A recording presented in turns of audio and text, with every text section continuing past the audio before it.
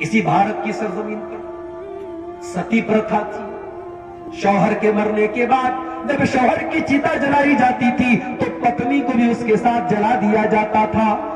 عرب کی سرزمین پر شوہر کے مرنے کے بعد بیوی کو 1 سال تک کمرے میں بند کر دیا جاتا تھا. اسی میں لیٹرین کرتی تھی, اسی میں پیشاب کرتی تھی, بال بڑے بڑے ہو جاتے تھے, جسم گندا اور مہکنے لگتا تھا.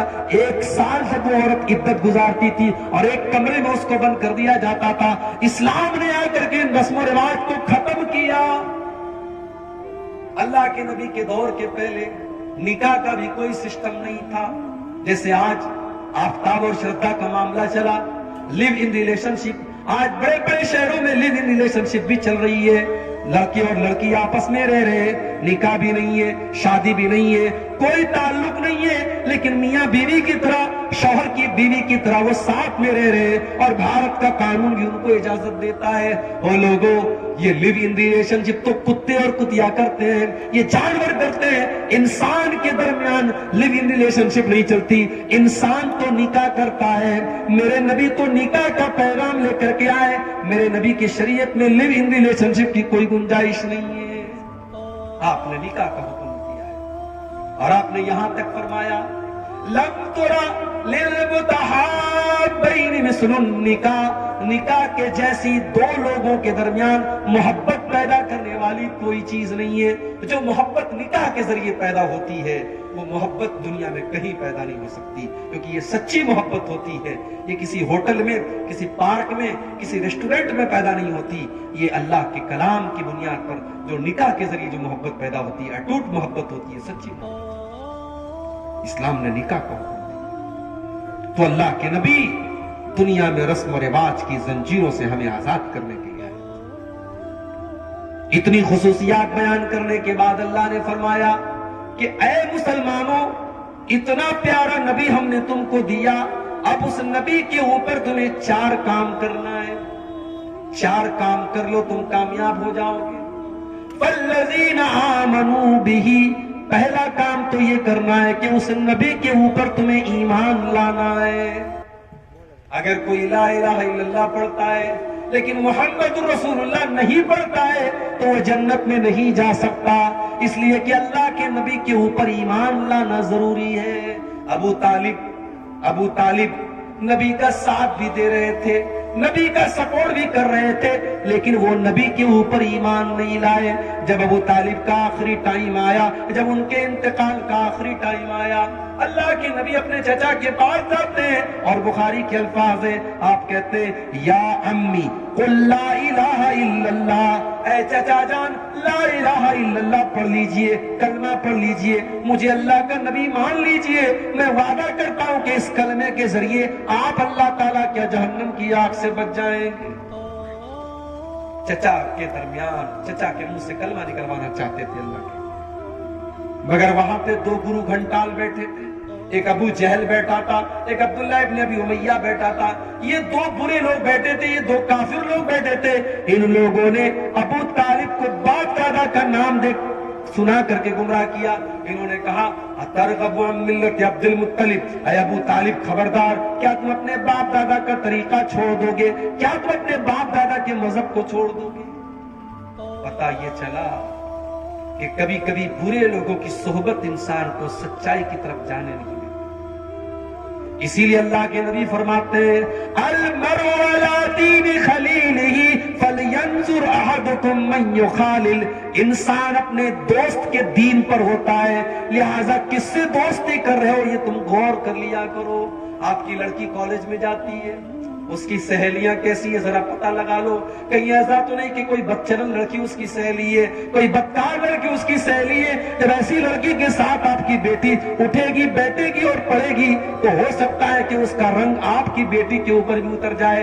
آپ کا بیٹا کن لوگوں کے ساتھ اٹھتا بیٹھتا ہے, آپ کن لوگوں کے ساتھ اٹھتے بیٹھتے, اپنی کمپنی اور اپنی سنگت کو سنوار لو, سدھار لو. ابو طالب نے کلمہ نہیں پڑھا. یہ 2 گرو گھنٹال جو بیٹھے تھے, انہوں نے باپ دادا کا نام لے کر کے بہکانا شروع کیا. اور بخاری کے الفاظ ہیں, آخری لفظ جو ابو طالب کی زبان سے نکلا وہ کیا نکلا؟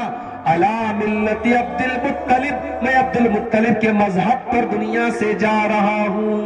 کلمہ نہیں پڑھ پائے. اللہ کے نبی کہتے ہیں میرے چچا ابو طالب بھی جہنم میں جائیں گے, انہوں نے میرا ساتھ دیا تھا, ان کو ہلکا عذاب دیا جائے گا, ان کو جہنم میں آگ کی جوتی پہنائی جائے گی جو پیر میں پہنی جائے گی اور دماغ اس سے کھولے گا. یہ سب سے ہلکا عذاب ہوگا جو ابو طالب کو دیا جائے گا. ابو طالب کے قصے نے حقیقت کھول کر رکھ دی, ابو طالب کے قصے نے حقیقت کھول کر رکھ دی.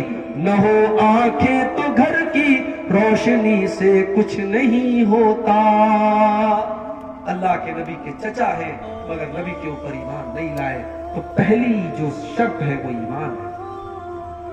ہمارے یو پی کے اندر ایک جگہ ہے فتح پور, الہ آباد اور کانپور کے بیچ میں ایک جگہ ہے فتح پور.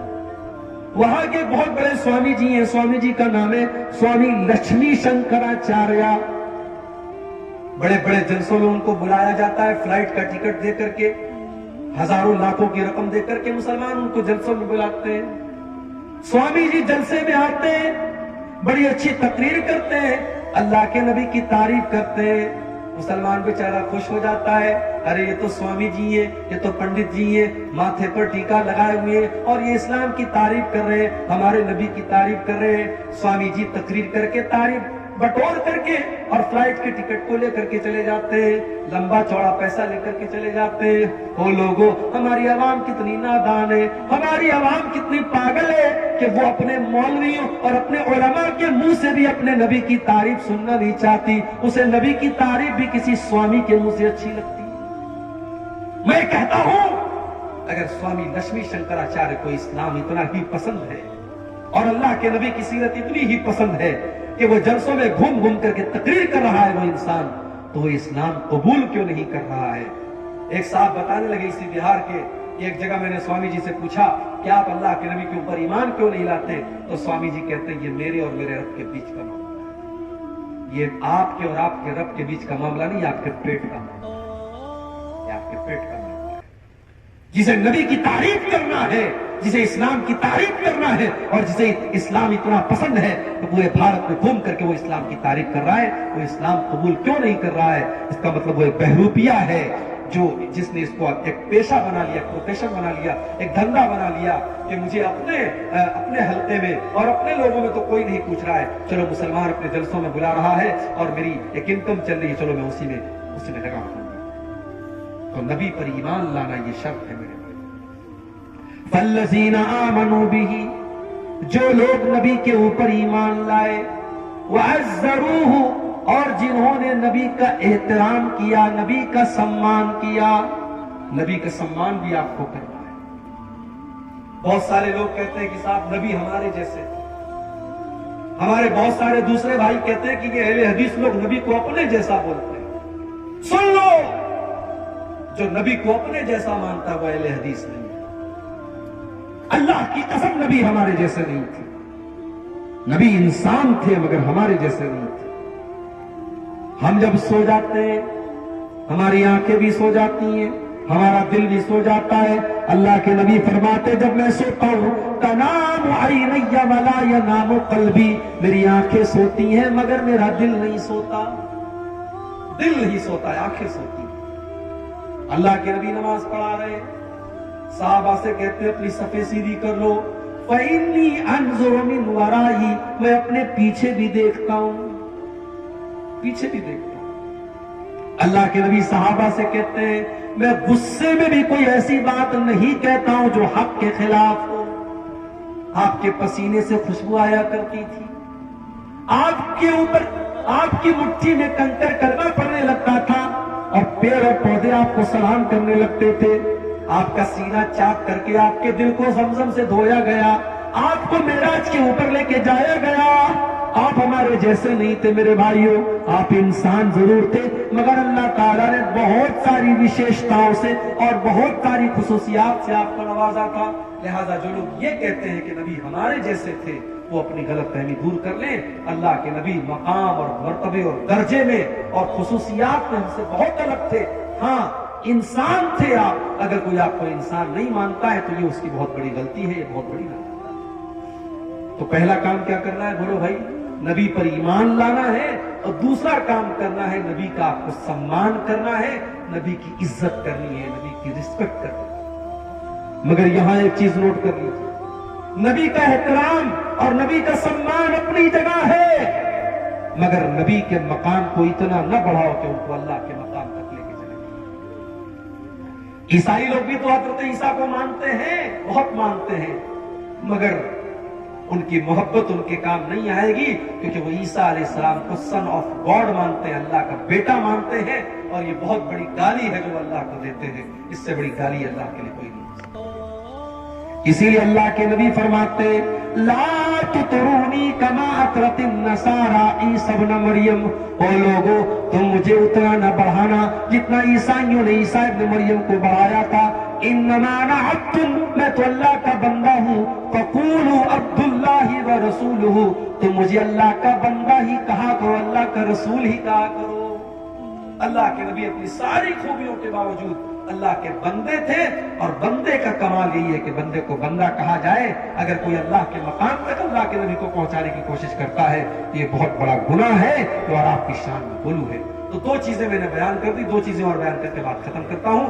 نبی پر ایمان لانا ضروری ہے، نبی کا احترام کرنا ضروری ہے، اور تیسری چیز وَنَصَرُوهُ، اور نبی کی مدد کرو۔ میرے بھائیوں، نبی کی مدد ہم کیسے کریں گے؟ ہماری ماں کو کوئی برا بھلا کہہ دے ہمیں غصہ آتا ہے، ہمارے باپ کو کوئی گالی دے دے ہم لڑنے لگتے ہیں۔ ہمارے نبی بھی تو ہمارے چہتے ہیں، اگر ہمارے نبی کا کوئی کارٹون بناتا ہے، کوئی ہمارے نبی کی توہین کرتا ہے، کوئی ہمارے نبی کے بارے میں غلط زبان استعمال کرتا ہے، اس کے اوپر بھی ہمیں غصہ آنا چاہیے، اس کے خلاف بھی ہم قانون کے دائرے میں رہ کر کے کارروائی کریں، اور ہم کوشش کریں کہ نبی کی توہین کرنے والا اپنے انجام تک پہنچے۔ نبی کی مدد کرو، اور ایک بات اور یاد رکھو، نبی کی مدد میں نبی کے دین کی مدد بھی شامل ہے۔ یہ بڑے بڑے مدرسے، یہ دینی ادارے، یہ بھی تو نبی کے مشن کو آگے بڑھا رہے ہیں۔ یہاں سے پڑھنے والے بچے جو تیار ہو رہے ہیں، یہ دین کی دعوت پھیلا رہے ہیں، یہ اسلام کی خدمت کر رہے ہیں۔ یہاں سے پڑھنے والی بچیاں جو عالمہ ہو رہی ہیں، وہ دین کی خدمت کر رہی ہیں۔ ان مدرسوں کی، ان مسجدوں کی، ان دعوتی اداروں کی مدد کرنا بھی نبی کی مدد کرنا ہے۔ مگر ہم نے کیا؟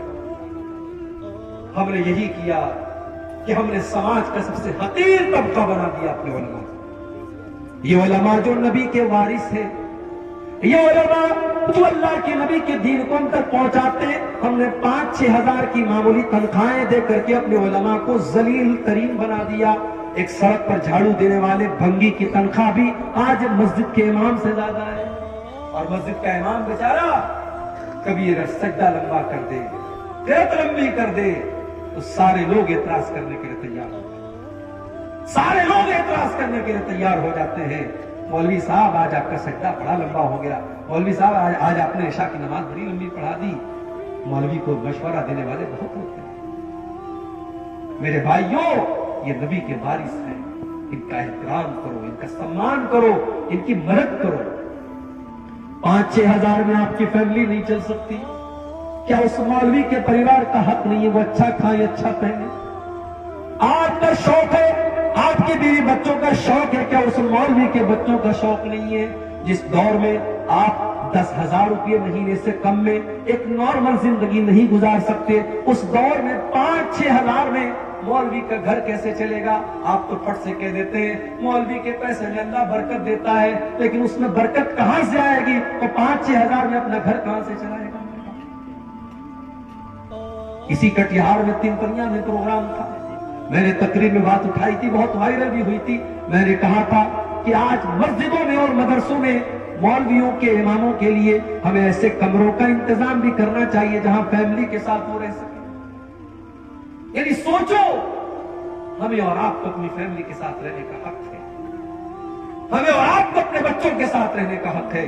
مولوی بیچارہ جیتے جی اس کی بیوی بیوہ بن کر کے زندگی گزارے، اس کے بچے یتیم بن کر کے زندگی گزارے، یہ کہاں کا انصاف ہے؟ ہم نے ممبئی میں دیکھا، اسی بہار اور جھارکھنڈ کے لوگ وہاں مسجد میں امام ہیں، بیچارے فیملی بہار میں ہے، فیملی کشن گنج میں ہے، ارریہ میں ہے، پورنیہ میں ہے، 6 مہینے پر ایک بار آتے ہیں، بچے باپ کا چہرہ 6 مہینے ایک بار دیکھتے ہیں, بیوی شوہر کا چہرہ 6 مہینے ایک بار دیکھتی ہے. کہ یہ افسوس کی بات نہیں ہے. ہمیں اپنے مولویوں کے لیے, اپنے ائمہ کے لیے, اپنے اساتذہ کے لیے فیملی کوارٹر کا انتظام کرنا چاہیے. جو حق ہمارا ہے وہ ان علماء کا بھی ہے. اللہ نے کہا اپنے نبی کی مدد کرو. نبی کی مدد میں نبی کے دین کی مدد بھی شامل ہے, نبی کے مشن کی مدد بھی شامل ہے, نبی کے وارثوں کی مدد بھی شامل ہے. تو پہلا کام کیا کرنا ہے؟ نبی پر ایمان. دوسرا کام نبی کا سمان کرنا ہے. تیسرا کام نبی کی مدد کرنی ہے. اور چوتھا کام کیا کرنا ہے؟ وَاتَّبَعُوا النُّورَ الَّذِي أُنزِلَ مَعَهُ. نبی اکرم جو روشنی لے کر کے آئے, جو نور لے کر کے آئے, جو قرآن و حدیث لے کر کے آئے, اس کی اتباع کرنا ہے, اس کی پیروی کرنا ہے, اس کو فالو کرنا ہے. جلسہ کر لیا لیکن آپ نے دین کو فالو کیا؟ آپ کی زندگی میں قرآن و حدیث پر عمل کتنا ہے؟ آپ بات بات میں جھوٹ بول رہے ہیں. آپ کے گھر میں بے پردگی ہے, آپ کے گھر میں لوگ بے نمازی ہیں, آپ کے گھر میں حرام کی کمائی آ رہی ہے. اس کا مطلب کہ آپ نے نبی سے محبت کا دعویٰ تو ہے آپ کا, مگر آپ نے نبی کی شریعت کی پیروی نہیں کی, آپ نے کتاب و سنت کی پیروی کی. اللہ نے فرمایا وَاتَّبَعُوا النُّورَ الَّذِي أُنزِلَ مَعَهُ. جو نبی کے اوپر نازل ہونے والی شریعت کی اتباع کرتا ہے, جو یہ 4 کام کر لیتا ہے, اللہ فرما رہا ہے فَأُولَئِكَ هُمُ الْمُفْلِحُونَ. وہی لوگ کامیاب ہونے والے ہیں. تو کامیاب اگر ہونا ہے میرے بھائیوں, یہ 4 چیزیں آپ اپنا لو. ہمیں اپنے نبی پر ایمان رکھنا ہے, ہمیں اپنے نبی کا احترام کرنا ہے, ہمیں اپنے نبی کی مدد کرنی ہے, اور ہمیں اپنے نبی کی پیروی کرنی ہے. یہ 4 چیزیں کامیابی کی ضمانت ہیں. اللہ سے دعا ہے رب العالمین ہم سب کو ان 4 چیزوں پر عمل کرنے کی توفیق عطا فرمائے. اللہ ہمیں اپنے نبی سے سچی محبت کی توفیق عطا فرمائے. اللہ جب تک ہمیں دنیا میں زندہ رکھے, اسلام پر زندہ رکھے, اور ہم سب کا خاتمہ ایمان پر ہو. آمین. وآخر دعوانا الحمدللہ رب العالمین. السلام علیکم.